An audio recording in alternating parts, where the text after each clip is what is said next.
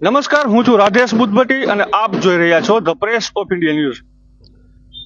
મોરબીના મંગલ ભુવન રોડમાં ભ્રષ્ટાચાર થયો હોવાના આક્ષેપ સાથે મારી પાછળ આપ સ્ક્રીન ઉપર હું કેમેરામેનને કહું કે બતાવે જે ટ્રેડ સેન્ટર શોપિંગ આવેલું છે, આ શોપિંગના જે તમામ વેપારીઓ છે ખૂબ જ આક્રોશ ઠાલવી રહ્યા છે. અને હજુ કેમેરામેનને કહું કે આખા રોડના દ્રશ્ય બતાવે કે જે રીતની આ રોડની અત્યારે તમે જોઈ રહ્યા છો જે દુર્દશા, જેમાં જે વાહન ચાલકો આવતા હોય આગળની તરફ, પહેલા આપણે એક દ્રશ્ય બતાવી દઈએ દર્શકોને. એક જોખમી કડ આવેલી છે. જ્યારે વરસાદમાં ચોમાસાનું પાણી ભરાઈ જતું હોય છે ત્યારે આ એ જ કડ છે કે જ્યાંથી વાહન ચાલકો અવારનવાર ખાબકતા હોય છે, ઈજાગ્રસ્ત પણ થતા હોય છે.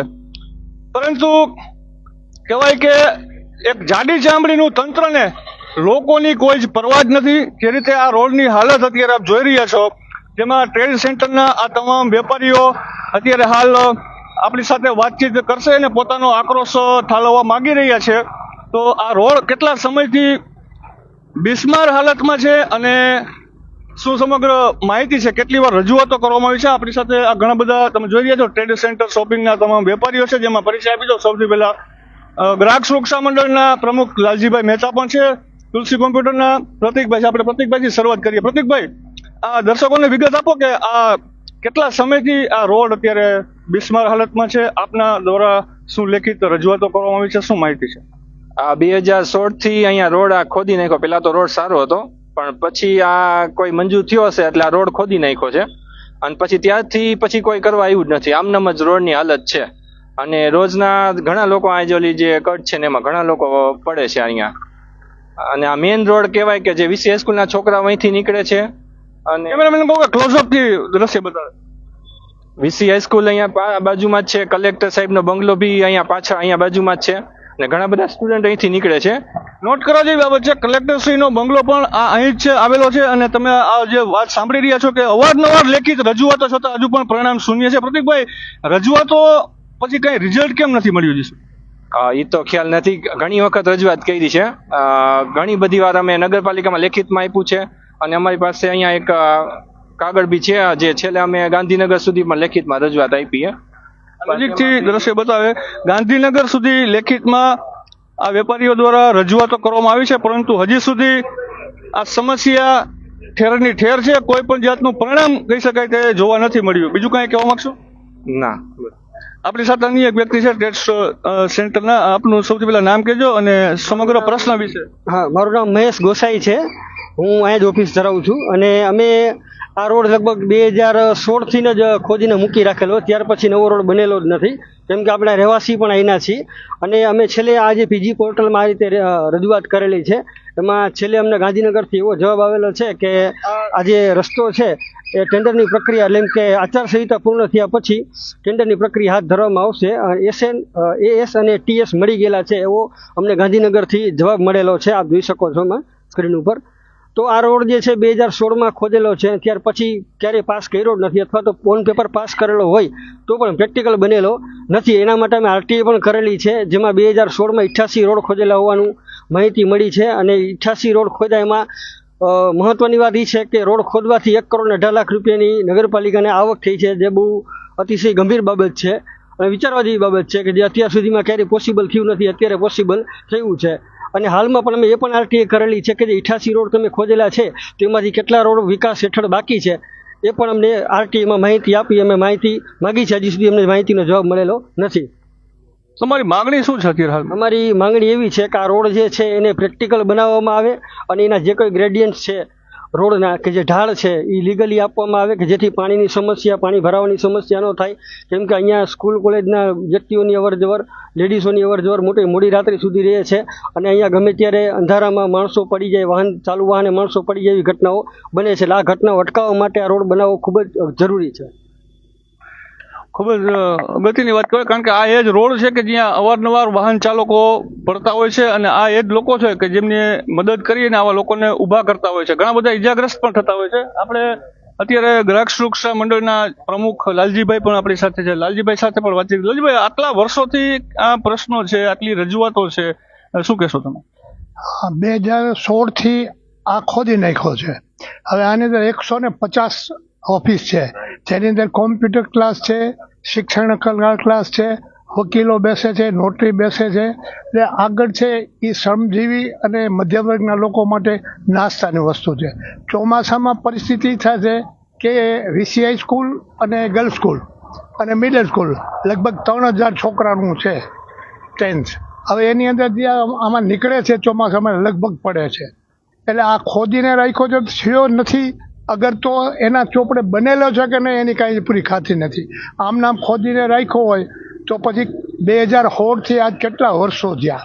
અવારનવાર અહીંના આગેવાનોએ રજૂઆત કરી છે, ગ્રાહક સુરક્ષાએ રજૂ કરી છે, બધાએ કરી છે. વિશેષ તો એ છે કે આની અંદર VIP ઓફિસો છે, જેની અંદર વિદ્યાર્થીઓ આવે છે. જો આ બધા વિદ્યાર્થીઓ છે કે જે વિદ્યાર્થીઓને મોટો પ્રશ્ન છે, ચોમાસામાં એક વખત તમે જુઓ તો આ પરિસ્થિતિ ખરાબ છે.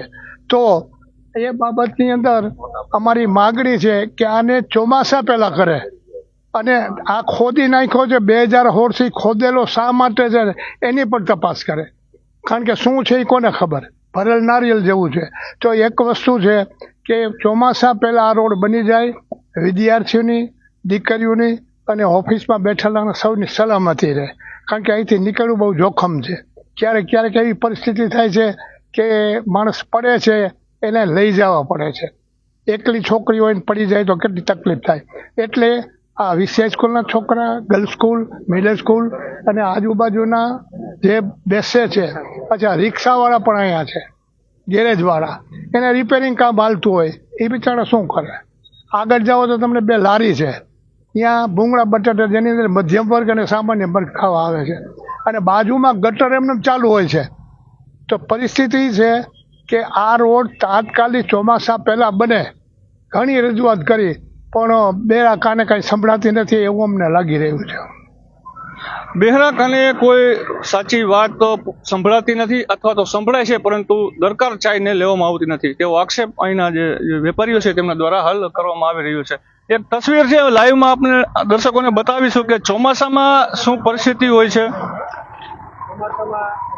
પરિસ્થિતિ આ છે, જે ઢાળ આપવાની વાત આપણે કરી છે કે જે યોગ્ય રીતે ઢાળ આપેલા નથી કોઈ રોડ રસ્તાના, બરાબર છે, યોગ્ય રીતે કોઈ ઢાળ આપેલા નથી રોડ રસ્તાના. આ પરિસ્થિતિ છે.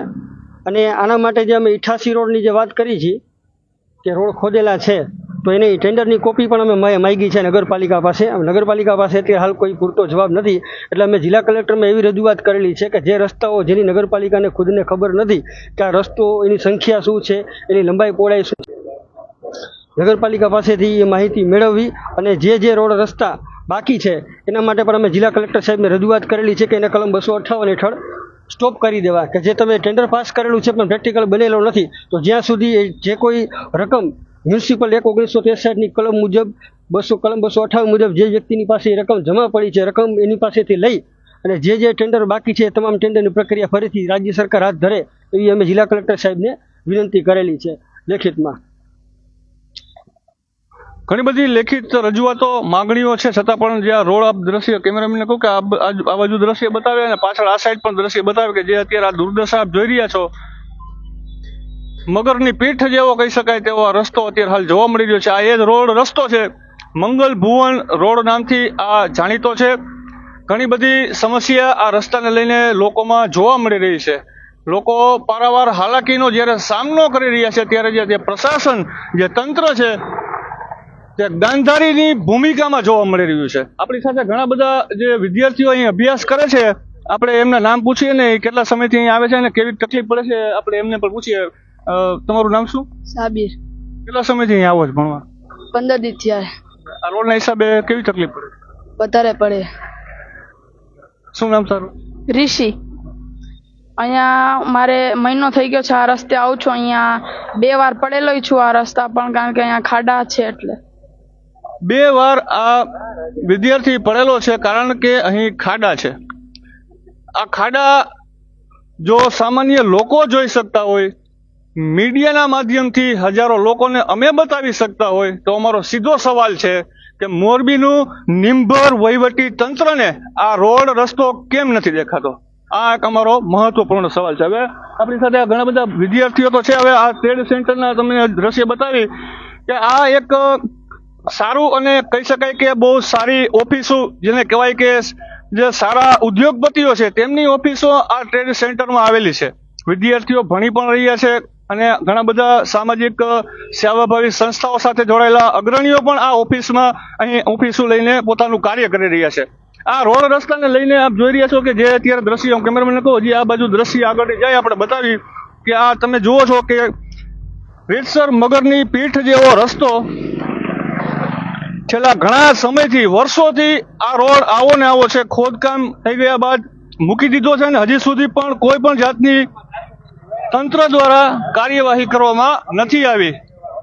મોરબી જિલ્લાના વધુ સમાચારો માટે જોડાયેલા રહો અમારી સાથે અને ખાસ જોતા રહો the press of India news, Morbi જિલ્લાનું તેજ રફતારથી આગળ વધતું ન્યૂઝ નેટવર્ક.